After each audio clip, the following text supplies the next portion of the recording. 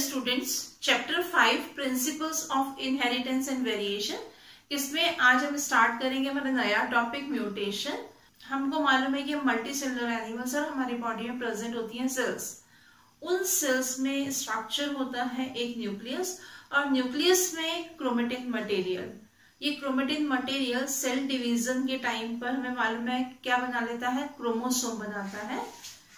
हमारी बॉडी में sales, cell में न्यूक्लियस, और न्यूक्लियस में जो क्रोमेटिन मटेरियल होता है वो क्या बनाता है, क्रोमोसोम बनाता है। कब? सेल डिवीजन के टाइम पर। और क्रोमोसोम जो रहते हैं हमारे, आपको मालूम है कि क्रोमोसोम के अंदर होता है डीएनए। तो क्रोमोसोम किससे मिलकर के बनते हैं? डीएनए से बनते हैं और प्रोटीन से मिलकर के बनते हैं। तो ये जो डीएनए है हमारा, ये क्रोमोसोम है, ये क्या है, हमारे जेनेटिक मटेरियल है। तो जब हमारे जेनेटिक मटेरियल में कोई चेंज होता है, सडन चेंज जब होगा किसी जेनेटिक मटेरियल में, उसको हम क्या बोलते हैं, म्यूटेशन बोलते हैं। और ये चेंजेस जो होते हैं वो इनहेरिटेबल होते हैं, मींस एक जनरेशन से दूसरी जनरेशन में वो क्या होंगे, ट्रांसमिट होंगे। तो म्यूटेशन क्या है हमारा? It is a sudden, stable and inheritable change in genetic material. Genetic material में होने वाला सडन, स्टेबल और इनहेरिटेबल चेंज है। जो म्यूटेशन वर्ड है, इस वर्ड को सबसे पहले ह्यूगो डी व्रीज ने 1900 में दिया था।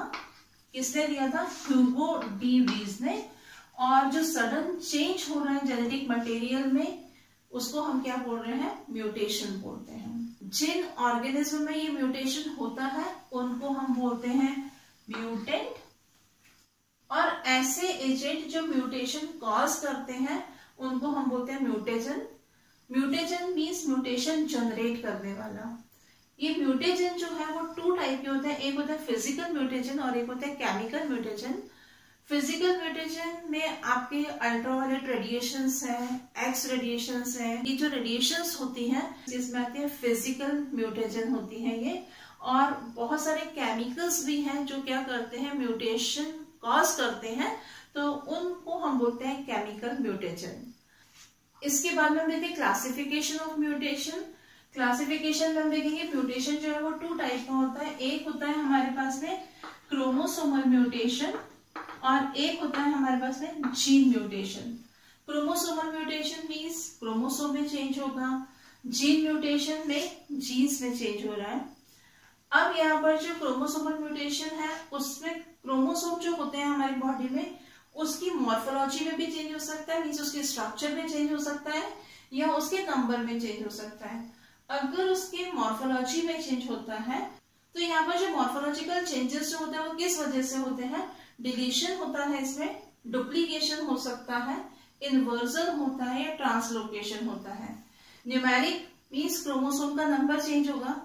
अब ये नंबर जो है वो पूरे के पूरे सेट के नंबर चेंज होते हैं क्रोमोसोम के, या सेट के 1 या 2 क्रोमोसोम का नंबर चेंज होता है।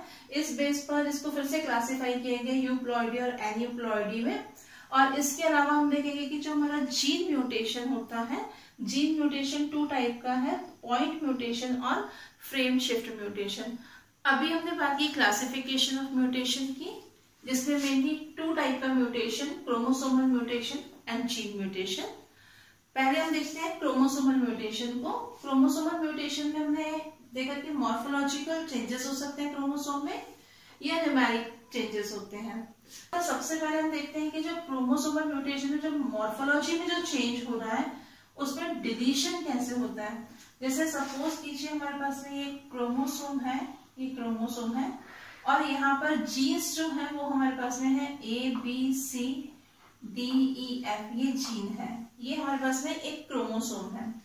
जब इसमें म्यूटेशन हो जाएगा तो म्यूटेशन के बाद में क्या होगा, यहाँ से कुछ पार्ट जो है इसका क्या होगा, डिलीट हो गया। सपोज करिए ये पार्ट जो है वो यहाँ से क्रोमोसोम का डिलीट हो गया। तो पहले क्रोमोसोम ऐसा है जिसमें कि कितने जीन है, ABCDEF ये जीन है। पर जब इसमें डिलीशन होगा तो डिलीशन के बाद में क्या होगा, यहाँ पर ABCD और E मीन्स यहाँ पर इतने पोर्शन का क्या हो गया, डिलीशन हो गया। क्रोमोसोम में डिलीशन हुआ, जिसकी वजह से उसकी मॉर्फोलॉजी में चेंज आया। मॉर्फोलॉजी में चेंज होगा तो क्या होगा, ये क्रोमोसोमल म्यूटेशन होगा। सेकेंड टाइप हमारा है यहाँ पर डुप्लीकेशन। डुप्लीकेशन जैसे नाम से पता चल रहा है कि यहाँ पर कुछ जीन जो होंगे, ये क्रोमोसोम का कुछ पार्ट जो होगा वो क्या होगा, डुप्लीकेट हो जाएगा। जैसे यहाँ पर हमारे पास में ये जो क्रोमोसोम है, इस क्रोमोसोम में हम देखेंगे कि ये क्रोमोसोम कैसा है, जिसमें जीन कौन से A B C D E F gene है। अब अगर यहाँ पर डुप्लीकेशन होता है तो यहाँ पर जैसे ए बी सी है हमारे पास में, यहाँ पर डी ई और एफ, इस तरह से यहाँ पर हम क्या देख रहे हैं, यहाँ पर क्या हो गया, डुप्लीकेशन हुआ किसका, जो डी ई से हमने जिस जीन को शो किया था वहां पर क्या हो गया, उतना डुप्लीकेशन हो गया। तो यहाँ पर हमने डी ई 2 टाइम लिखा है, क्योंकि इतने पार्ट का क्या हो रहा है, डुप्लीकेशन हो रहा है, तो इतना पार्ट फिर से यहाँ पर ऐड हो गया। तो यहाँ पर ये क्या हुआ, डुप्लीकेशन हुआ, जिसकी वजह से इस क्रोमोसोम में हमने क्या देखा कि इसकी लेंथ जो होगी वो इंक्रीज हो जाएगी। नेक्स्ट हम देखेंगे इन्वर्जन।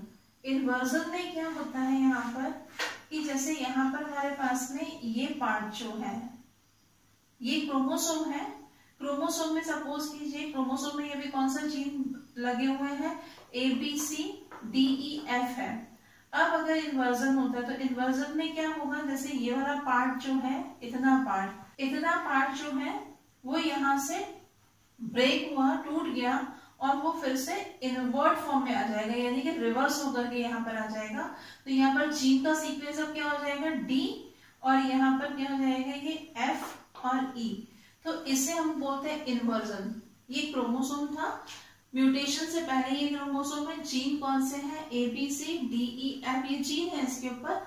अब जब इसका इन्वर्जन होगा, इसमें क्या होगा कि ये पार्ट, क्रोमोसोम का ये पार्ट जो है वो ब्रेकडाउन होगा, टूट जाएगा, और टूटने के बाद में फिर से ये क्या होगा, इन्वर्ट फॉर्म में अटैच हो जाएगा क्रोमोसोम के साथ में। तो अब इसका सीक्वेंस क्या हो गया, हमारे पास में जीन का A B C D F और ई। तो इसे हम क्या बोलते हैं, इन्वर्जन बोलते हैं। इन्वर्जन की वजह से क्या हो रहा है, क्रोमोसोम की मॉर्फोलॉजी में चेंज हो रहा है। अब हम देखेंगे ट्रांसलोकेशन। तो ट्रांसलोकेशन क्या है, ट्रांसलोकेशन में जैसे मान लीजिए हमारे पास में यहाँ पर ये 2 क्रोमोसोम्स हैं, इन क्रोमोसोम में यहाँ पर हमारे पास में क्या है, A B C D E F ये जीन है, और इसमें हम जीन शो कर देते हैं 1 2 3 4 5 6 से। तो क्या होगा, यहाँ पर इस क्रोमोसोम का कुछ पार्ट जो है वो ब्रेकडाउन होकर के इस क्रोमोसोम से अटैच हो जाएगा। तो इससे क्या होगा, इस क्रोमोसोम की लेंथ जो होगी वो क्या होगी, डिक्रीज हो जाएगी, और यहाँ पर ये जो दूसरा क्रोमोसोम है इसकी लेंथ जो होगी वो इंक्रीज हो जाएगी। तो इसमें यहाँ पर कौन से जीन होंगे हमारे पास में, ए बी सी, और ये जीन जो होगा यहाँ पर डी होगा। यहाँ पर हमारे पास में 1 2 3, और यहाँ पर क्या है 4 5 6, और ये कौन सा जीन है, यहाँ पर ई एफ पार्ट जो है वो इसके साथ में अटैच हो गया। तो जब क्रोमोसोम्स में, यानी कि 2 क्रोमोसोम्स में क्या हो रहा है कि एक क्रोमोसोम का पार्ट जो है यहाँ से डिलीट हो रहा है, और कहाँ पर ऐड हो रहा है, इस वाले क्रोमोसोम पर ऐड हो रहा है। तो जिसकी वजह से एक क्रोमोसोम की लेंथ जो है वो क्या हो गई, डिक्रीज हुई, और एक क्रोमोसोम की लेंथ जो हुई वो इंक्रीज हो गई। तो ये जो ट्रांसलोकेशन है, ट्रांसलोकेशन की वजह से क्या हुआ, क्रोमोसोम की मॉर्फोलॉजी में चेंज हुआ, जो कि एक तरह का क्या है, म्यूटेशन है। इसके बाद में हम बात करते हैं ट्रांसलोकेशन में ही रेसिप्रोकल ट्रांसलोकेशन की। रेसिप्रोकल ट्रांसलोकेशन में क्या होता है कि यहाँ पर जैसे हमारे पास में ये 2 क्रोमोसोम्स हैं, इन क्रोमोसोम में हम देख रहे हैं कि फर्स्ट क्रोमोसोम में हमारे पास जीन कौन से हैं, A B C D E F है, और सेकेंड क्रोमोसोम पर 1 2 3 4 5 6 है। क्या हुआ कि इसका ये पार्ट यहाँ से टूटा, और इसका ये पार्ट जो है यहाँ से कट हुआ। तो अब क्या होगा, यहाँ पर ये जो क्रोमोसोम है, इस क्रोमोसोम का ये पार्ट इस सारे क्रोमोसोम से अटैच होगा, और इस क्रोमोसोम का ये पार्ट जो है वो इसके साथ में अटैच हो जाएगा। तो यहाँ पर हमारे पास में सीक्वेंस जो होगा वो जीन का क्या हो जाएगा, ए बी सी, और ये होगा हमारे पास में डी, और यहाँ पर 5 6, और दूसरा हम देखेंगे कि यहाँ पर क्या सीक्वेंस हो जाएगा हमारे पास में 1 2 3 4 और यहाँ पर ये EF। मीन्स यहाँ पर क्या हुआ, दोनों क्रोमोसोम के सेगमेंट जो है वो क्या हुए, स्मॉल पीसेस उसके अलग हो गए और इस क्रोमोसोम का पीस जो है वो इस क्रोमोसोम से अटैच हो गया, इस क्रोमोसोम का पीस जो है इससे अटैच हो गया। तो इस तरीके से क्या हुआ, यहाँ पर रेसिप्रोकल ट्रांसलोकेशन हुआ यहाँ पर और मॉर्फोलॉजी चेंज हो गई किसकी, क्रोमोसोम की, जो कि क्या है, एक तरह का म्यूटेशन है। इसके बाद में हम बात करते हैं न्यूमेरिक म्यूटेशन की। ये था मॉर्फोलॉजिकल म्यूटेशन, इसमें क्रोमोसोम की मॉर्फोलॉजी में चेंज हो रहा था। अब हम बात करते हैं न्यूमेरिक म्यूटेशन की। न्यूमेरिक में क्या होता है, यहाँ पर change in number of chromosome, chromosome के नंबर में चेंज हो जाता है, चेंज इन नंबर। तो यहाँ पर देखिए क्या होता है कि जब क्रोमोसोम के पूरे सेट में चेंज होता है तब हम उसको बोलते हैं यूप्लॉइडी, और अगर सेट के जो सेट है क्रोमोसोम का उसमें किसी एक क्रोमोसोम के नंबर में चेंज होता है तो उसे हम क्या बोलते हैं, एन्यूप्लॉइडी बोलते हैं। अगर किसी सेल के अंदर वन सेट प्रेजेंट होता है तो हम ऐसी सेल को बोलते हैं हैप्लॉइड। सेट से मतलब क्या है, यहाँ पर जैसे हम एक कॉमन से एग्जांपल लेते हैं कि ह्यूमन बॉडी रहती है, ह्यूमन बॉडी में नंबर ऑफ क्रोमोसोम कितना रहता है, 46 रहता है। जब गैमेट का फॉर्मेशन होता है, गैमेट के फॉर्मेशन के टाइम पर हमको मालूम है कि इसमें मियोसिस डिवीजन होता है। तो यहाँ पर जो 46 क्रोमोसोम है, ये 46 क्रोमोसोम क्या करते हैं, 23 पेयर में रहते हैं। मीन्स ये जो 46 क्रोमोसोम है ये 1 2 3 4 इस तरह से 23 क्रोमोसोम ये रहेंगे और यहाँ पर ये 23 क्रोमोसोम जो है वो इस तरह से रहेंगे। तो ये जो है किस फॉर्म में रह रहे हैं, पेयर बना करके रहते हैं। ये 2 क्रोमोसोम का पेयर है, 2 क्रोमोसोम का पेयर है। तो इस तरह से यहाँ पर क्या हो रहा है कि ये 23 क्रोमोसोम है और ये भी 23 क्रोमोसोम है। तो ये 46 क्रोमोसोम किस फॉर्म में है, ये 2 सेट के फॉर्म में है। जब रिप्रोडक्शन की प्रोसेस के टाइम पर जब गैमेट का फॉर्मेशन होता है तो जो रिप्रोडक्टिव सेल होती है और वो गैमेट फॉर्म करती है, तब यहाँ पर नंबर ऑफ क्रोमोसोम क्या होता है, हाफ हो गया। मीन्स यहाँ से एक सेट जो है, ये सिंगल सेट जो है वो इस सेल के अंदर आया, ये सिंगल सेट जो है वो इस सेल के अंदर आया। तो यहाँ पर जो सेट होते हैं उसको हम एन से या एक्स से डिनोट करते हैं। तो ये जो सेल होती है जिसमें कि 2 सेट प्रेजेंट है, या 2n और 2x भी लिख सकते हैं इसे हम, तो ये सेल जो होती है इसको हम बोलते हैं डिप्लॉइड सेल। और जब इसमें सिंगल सेट आया है क्रोमोसोम का तो इस सेल को हम क्या करते हैं, या तो n से डिनोट करते हैं, और ये सेल्स जो होती है वो कैसी होती है, हैप्लॉइड होती है। तो जब किसी भी सेल के अंदर 1 सेट प्रेजेंट होता है क्रोमोसोम का तब हम उसे बोलते हैं हैप्लॉइड सेल। अगर यहाँ पर 2 सेट होते हैं तब हम उसे बोलते हैं डिप्लॉइड, 3 सेट्स होते हैं तो हम उसे बोलते हैं ट्रिप्लॉइड, 5 और मोर देन 5 होंगे तब हम उसे बोलेंगे पॉलीप्लॉइडी सेल। तो यहाँ पर जब किसी भी क्रोमोसोम के पूरे सेट का नंबर चेंज हो गया तब उसे हम क्या बोलते हैं, यूप्लॉइडी बोलते हैं। और एन्यूप्लॉइडी में क्या होता है, एन्यूप्लॉइडी में सेट का जो क्रोमोसोम रहता है उन क्रोमोसोम के नंबर में चेंज होता है, पूरे के पूरे सेट का नंबर चेंज नहीं होता है। सेट के किसी क्रोमोसोम का जो पेयर होगा या वही जो सेट का क्रोमोसोम है उसका नंबर चेंज होता है। तो इसमें हमारे पास में 2 पॉसिबिलिटीज रहती हैं, एक तो या तो जो है क्रोमोसोम ऐड हो सकता है, प्लस हो सकता है, या क्रोमोसोम माइनस हो सकता है। अब अगर क्रोमोसोम ऐड होगा, सपोज कीजिए हम एक बात करते हैं कि हमारे पास में 21 नंबर का क्रोमोसोम का पेयर ले लेते हैं। तो यहाँ पर हमारे पास में 21 नंबर पर कितने क्रोमोसोम है, 2 क्रोमोसोम है। 21 पेयर की बात कर रहे हैं यहाँ पर हम कि हमारे पास में जो क्रोमोसोम का पेयर है वो कौन सा है, 21 नंबर का पेयर हमने लिया है।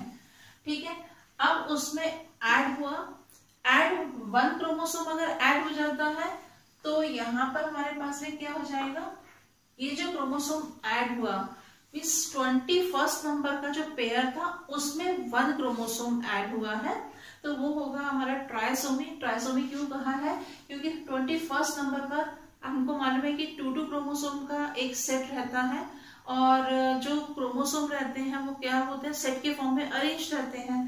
तो यहाँ पर अगर सेट में जैसे एक नंबर क्रोमोसोम का इंक्रीज हो गया तो उसे हम क्या बोलेंगे, ट्राइसोमी। और टेट्रासोमी, अगर यहाँ पर क्रोमोसोम के 2 क्रोमोसोम इंक्रीज हो गए, ये 2 नंबर इंक्रीज हो गया तब हम इसे क्या बोलेंगे, टेट्रासोमी। अब यहाँ पर ये जो ट्राइसोमी या टेट्रासोमी कंडीशन आ रही है, तो उसका क्या रीजन है? होता क्या है कि जो सेल रहती है, सेल आपको मालूम है कि मियोसिस डिवीजन के टाइम पर अगर हम बात करें तो डिवीजन के टाइम पर सेल में क्या होता है कि क्रोमोसोम का पेयर जो है, पेयर का वन क्रोमोसोम इस पोल की तरफ शिफ्ट होता है और एक क्रोमोसोम जो होता है वो इस पोल की तरफ शिफ्ट होता है। पर जब डिवीजन हो रहा है सेल में और ये दोनों के दोनों क्रोमोसोम जो है वो अपोजिट पोल की तरफ ना जाकर के दोनों के दोनों क्रोमोसोम अगर एक साइड में आ जाएंगे, एक ही पोल की तरफ आ जाएंगे, तो यहाँ पर जो न्यूक्लियस बना और यहाँ पर न्यूक्लियस बना, तो इसमें क्या होगा, यहाँ पर जो वॉल का फॉर्मेशन हुआ, सपोज कीजिए कि ये एग है, एग सेल है, और अब जब ये किसी स्पर्म सेल से फ्यूज होगी तो एग सेल में कितने क्रोमोसोम है? 2 क्रोमोसोम है। और जब स्पर्म सेल आएगी तो स्पर्म सेल में हम हैप्लॉइड सेल होती है वो, तो वो सेल जो है उसमें जब एक क्रोमोसोम होगा तो यहाँ पर कितने क्रोमोसोम हो जाएंगे? 3 क्रोमोसोम हो जाएंगे। तो इस तरह से जो है वो ट्राइसोमी और टेट्रासोमी कंडीशन बनती है। नेक्स्ट हम देखते हैं कि यहाँ पर जो है एन्यूप्लॉइडी में नंबर ऑफ क्रोमोसोम जो है वो माइनस हो सकता है। तो सपोज कीजिए यहाँ पर हमारे पास ये 21st नंबर के पेयर की ही हम बात करते हैं यहाँ पर। तो ये 21st नंबर का जो पेयर है, अगर मान लीजिए उसमें से 1 क्रोमोसोम जो है, 1 क्रोमोसोम माइनस हो जाता है, मीन्स हट जाता है, यहाँ से माइनस हो गया, डिलीट हो गया यहाँ पर। तो ऐसे में क्या हुआ, क्रोमोसोम का नंबर जो होगा वो सेल के अंदर कम हो जाएगा। पर क्या हुआ है, पूरा सेट जो है, पूरे का पूरा सेट में कोई चेंज नहीं हुआ है। 21st नंबर का जो पेयर था उसका 1 क्रोमोसोम जो है उसका माइनस हुआ है, वो डिलीट हुआ है, तब हम उसको क्या बोलेंगे? मोनोसोमी बोलेंगे। और यहाँ से अगर ये दोनों के दोनों क्रोमोसोम डिलीट हो जाएंगे तो इसको हम क्या बोलेंगे? नलीसोमी बोलेंगे। तो इस तरह से यहाँ पर हमने क्या देखा अभी कि क्रोमोसोम की मॉर्फोलॉजी में चेंज हो सकता है, क्रोमोसोम के नंबर में चेंज हो सकता है। मॉर्फोलॉजी में चेंज किस वजह से होगा? डिलीशन से होगा, क्रोमोसोम का कोई पार्ट डिलीट हो जाएगा। डुप्लीकेशन में हमने देखा था कि क्रोमोसोम पर जो जीन है उनका डुप्लीकेशन हो रहा था, वो डबल हो रहे थे। इन्वर्जन में हमने देखा था कि क्रोमोसोम का कोई पार्ट जो है, सेगमेंट जो है वो कट गया था और फिर से वो इन्वर्स होकर के फिर से उसी क्रोमोसोम से अटैच हुआ था, उसको हमने बोला इन्वर्जन। ट्रांसलोकेशन में हमने क्या देखा कि जो क्रोमोसोम का पेयर है उस पेयर में से एक क्रोमोसोम का जो सेगमेंट है वो क्या होगा? डिलीट हो जाएगा और दूसरे क्रोमोसोम के साथ में वो क्या हो रहा था? अटैच हो रहा था। रेसिप्रोकल ट्रांसलोकेशन में हमने क्या देखा कि क्रोमोसोम का जो पेयर था उसके सेगमेंट्स क्या हो रहे थे? एक्सचेंज हो रहे थे। न्यूमेरिक में चेंज हो रहा था क्रोमोसोम के नंबर में, सेट में चेंज हुआ तो उसे हमने यूप्लॉइडी बोला। और अगर सेट के किसी एक क्रोमोसोम में या 2 क्रोमोसोम के नंबर में चेंज हुआ, क्रोमोसोम ऐड हुए या डिलीट हुए, तो उसे हमने क्या नाम दिया? एन्यूप्लॉइडी बोला। अगर क्रोमोसोम ऐड हो रहा है तो कितने क्रोमोसोम ऐड हो रहा है? 1 क्रोमोसोम ऐड हो रहा है या 2 क्रोमोसोम? अगर 1 क्रोमोसोम होगा तो ट्राइसोमी, 2 क्रोमोसोम होंगे तो टेट्रासोमी। और अगर क्रोमोसोम का माइनस हो रहा है तो 1 क्रोमोसोम का माइनस हो रहा है या 2 क्रोमोसोम का हो रहा है? अगर 1 का होगा तो उसे हम बोलेंगे मोनोसोमी और अगर 2 का होगा तो उसे हम क्या बोलेंगे? नलीसोमी। क्रोमोसोमल म्यूटेशन के बाद में अब हम पढ़ते हैं जीन म्यूटेशन। जीन्स क्या होते हैं? हमने पढ़ा था कि जो क्रोमोसोम रहते हैं, क्रोमोसोम में क्या होता है? डीएनए और प्रोटीन। क्रोमोसोम डीएनए और प्रोटीन से मिलकर के बना है। तो यहाँ पर जो क्रोमोसोम रहते हैं, क्रोमोसोम के वो सेगमेंट जिन पर कोई इंफॉर्मेशन कोड होती है, या हम बोल सकते हैं कि क्रोमोसोम का वो सेगमेंट जो किसी इंफॉर्मेशन को कोड करता है या प्रोटीन सिंथेसिस की इंफॉर्मेशन कोड होते हैं, उसे हम क्या बोलते हैं? जीन्स बोलते हैं। तो यहाँ पर जीन्स अपने आप में क्या है? एक तरह का डीएनए है। तो डीएनए में जब कोई चेंज होता है तब हम उसे क्या बोलते हैं? Gene mutation. तो पूरे डीएनए में चेंज नहीं होता, यानी कि ये जो सेगमेंट है, जो जीन्स जिसमें इंफॉर्मेशन कोड है, वहां पर अगर कोई चेंज होगा तो उसे हम क्या बोलेंगे? जीन म्यूटेशन बोलेंगे। अगर हम जीन का स्ट्रक्चर देखें तो वो अपने आप में क्या है? एक तरह का डीएनए है। और डीएनए का स्ट्रक्चर हम लोगों ने 11th क्लास में पढ़ा हुआ है। डीएनए पॉलीन्यूक्लियोटाइड चेन होती है, वहां पर बहुत सारे न्यूक्लियोटाइड मिलकर के डीएनए बनाते हैं। डीएनए अपने आप में एक पॉलीन्यूक्लियोटाइड चेन थी। न्यूक्लियोटाइड किससे मिलकर के बनते हैं? पेंटोज शुगर से। डीएनए में हमने देखा था डीऑक्सीराइबोज शुगर होती है, फॉस्फोरिक एसिड रहता है, नाइट्रोजनस बेसिस रहते हैं। और ये नाइट्रोजनस बेसिस जो है वो एडेनिन, गुआनिन, साइटोसिन, थायमिन हमने पढ़े हैं। और आरएनए में हमें मालूम है कि वहां पर थायमिन की जगह कौन सा नाइट्रोजनस बेस होता है? यूरेसिल होता है। और इस पर जो नाइट्रोजनस बेसिस होते हैं, वो नाइट्रोजनस बेसिस जो होते हैं वो क्या करते हैं? अलग अलग इंफॉर्मेशन को कोड करते हैं। तो यहाँ पर जो जीन म्यूटेशन है वो 2 टाइप का होता है। एक होता है पॉइंट म्यूटेशन और एक होता है हमारा फ्रेम शिफ्ट म्यूटेशन। तो पॉइंट म्यूटेशन का हम बहुत अच्छा एग्जांपल पढ़ चुके हैं, जिसमें हमने सिकल सेल एनीमिया पढ़ा था। तो सिकल सेल एनीमिया में हमने क्या देखा था कि जो ग्लोबिन प्रोटीन होता है, उस प्रोटीन में क्या देखा था हमने कि डिफरेंट एमिनो एसिड्स थे। First, second, third, fourth, fifth, sixth, 7, बहुत सारे एमिनो एसिड्स रहते हैं किसमें? ग्लोबिन प्रोटीन में। और कौन सी चेन थी? बीटा चेन थी। तो यहाँ पर हमने क्या देखा था कि जो 6 नंबर पर क्या था हमारे पास में? ग्लूटामिक एसिड था। सिकल सेल एनीमिया में क्या हो गया था? वो चेंज हो गया था किसमें? वेलिन में चेंज हो गया था। यहाँ पर ग्लूटामिक एसिड की जगह वेलिन आ गया था। तो होता क्या है, यहाँ पर जो नाइट्रोजनस बेस था वो कौन सा था? GAG था। GAG जो है वो किसको कोड करता है? ग्लूटामिक एसिड को कोड करता है। पर क्या हुआ था कि यहाँ पर जो म्यूटेशन हुआ वो एक नाइट्रोजनस बेस में हुआ। मीन्स यहाँ का जो नाइट्रोजनस बेस था, ये वाला जो हमारे पास में एडेनिन था, वो एडेनिन जो है वो चेंज हो गया। और वो किससे चेंज हो गया? यूरेसिल से। तो इसका सीक्वेंस क्या हो गया? GUG। मीन्स पहले जो था वो क्या था हमारे पास में? GAG सीक्वेंस था नाइट्रोजनस बेस का, गुआनिन, एडेनिन, गुआनिन। और बाद में इसका सीक्वेंस म्यूटेशन की वजह से क्या हो गया? यहाँ पर GUG। तो हम क्या देख रहे हैं यहाँ पर कि सिर्फ एक नाइट्रोजनस बेस जो है उसमें चेंज हुआ है। मीन्स वो एडेनिन की जगह यहाँ पर क्या आ गया? यूरेसिल आ गया, जिसकी वजह से जो GAG है वो किसको कोड कर रहा था? ग्लूटामिक एसिड को कोड कर रहा था। पर GUG जो होता है वो किसको कोड करता है? वेलिन एमिनो एसिड को कोड करता है। तो इस एक नाइट्रोजनस बेस की वजह से क्या हुआ? यहाँ पर एमिनो एसिड डिफरेंट ऐड हो गया यहाँ पर। तो इसको हम बोलते हैं पॉइंट म्यूटेशन, क्योंकि यहाँ पर हम क्या देखेंगे कि सिर्फ एक पॉइंट में चेंज हुआ है, इसीलिए इसको क्या कहा जाता है? Point mutation. तो हम क्या बोल सकते हैं पॉइंट म्यूटेशन में कि सिर्फ सिंगल पॉइंट में चेंज होता है। कहां पर? जो नाइट्रोजनस बेसिस होते हैं उसका कोई भी एक बेस जो होगा वो चेंज हो जाएगा।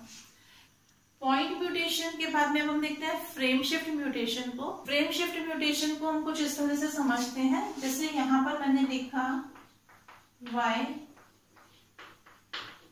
did the cat eat the rat। यहां पर हम 3 अल्फाबेट्स को एक साथ में पढ़ेंगे। तो क्या है हमारा? एक सेंसफुल सेंटेंस है, Why did the cat eat the rat। अब यहां पर हम देखेंगे कि अगर हम यहां से सपोज कीजिए इस डी को डिलीट कर देते हैं, पर हमको क्या करना है? हमें पढ़ना क्या है? जो सेंटेंस में हमारे पास में जो अल्फाबेट्स है उसमें 3 अल्फाबेट्स को हमें एक साथ में पढ़ना है। तो यहां पर क्या लिखा है? Y, IDT, HEC, ATE, ATT, HERAT। तो यहाँ पर ये जो सीक्वेंस अब है हमारे पास में 3 अल्फाबेट्स का, उसका कोई मीनिंग नहीं निकल रहा है। अब इसी तरह से अगर हमारे पास में यहाँ पर कोई सपोज कीजिए एक अल्फाबेट हम ऐड कर देते हैं, यहाँ पर हमने X ऐड कर दिया, अब अगर हम इसमें 3 अल्फाबेट्स को एक साथ में पढ़ें तो क्या होगा, Y XDI DTH ECA TEA TTH ERAT। तो यहाँ पर अभी भी हमारे इन अल्फाबेट्स को साथ में पढ़ने का कोई जो सेंटेंस है उसका कोई मीनिंग नहीं निकल रहा है। सेम ऐसे ही फ्रेम शिफ्ट म्यूटेशन में होता है कि हमारे पास में यहाँ पर नाइट्रोजनस बेसिस है, यहाँ पर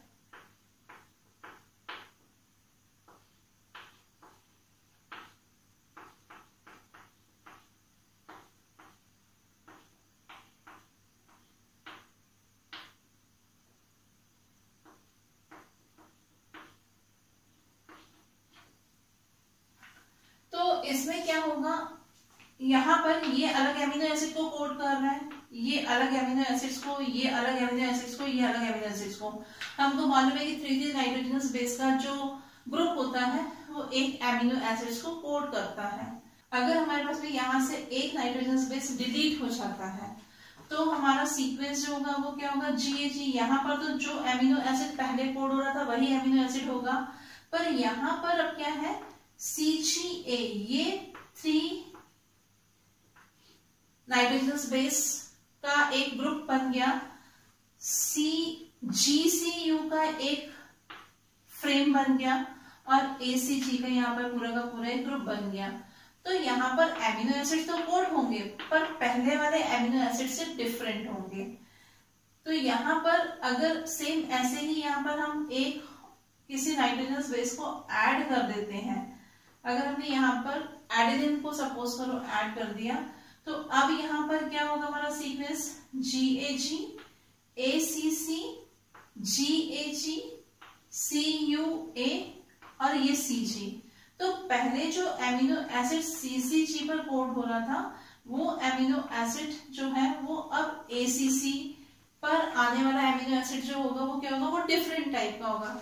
तो हमने क्या देखा यहाँ पर कि अगर फ्रेम शिफ्ट म्यूटेशन में अगर एक भी नाइट्रोजनस बेस ऐड होता है या डिलीट होता है, डिलीट होने से भी और ऐड होने से भी पूरा का पूरा जो फ्रेम है वो फ्रेम जो है वो चेंज हो रहा है। कौन सा फ्रेम, जो एमिनो एसिड को कोड कर रहा है। इसीलिए इस म्यूटेशन को नाम दिया गया है फ्रेम शिफ्ट म्यूटेशन। जब फ्रेम पूरा का पूरा चेंज हो गया मीन्स फ्रेम ही शिफ्ट हो गया। फ्रेम शिफ्ट होने से क्या होगा, एमिनो एसिड का सीक्वेंस जो होगा वो क्या होगा, चेंज हो जाएगा।